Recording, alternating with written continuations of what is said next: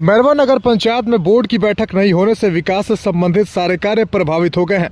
नगर पंचायत में जो विकास का कार्य चल रहा है उसकी समीक्षा नहीं होने से ठेकेदार मनमानी तरीके से कार्य कर रहे हैं। पूर्व चेयरमैन किस्मती देवी के कार्यकाल में 2 दर्जन से अधिक विभागीय कार्य को मंजूरी दी गई थी। नगर के 8 से अधिक वार्ड में विभागीय कार्य चल रहा है। उनके संस्था जाने के बाद बोर्ड की बैठक नहीं होने से आने वाले समय में विकास कार्य की रफ्तार धीमी होने की आशंका बढ़ने लगी है।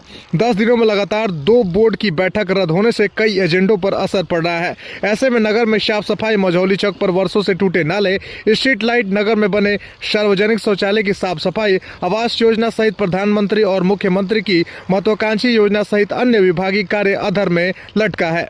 इसके साथ ही कड़ाके की ठंड पड़ने के बाद भी नगर पंचायत चौक चौराहे पर अलाव की व्यवस्था नहीं कराने पर नगरवासियों में काफी नाराजगी देखी जा रही है। इस संबंध में कार्यपालक पदाधिकारी रविशंकर ने कहा कि जल्दी बोर्ड की बैठक होने वाली है। नगर में अलाव के साथ सभी विकास कार्य जल्द शुरू हो जाएगा।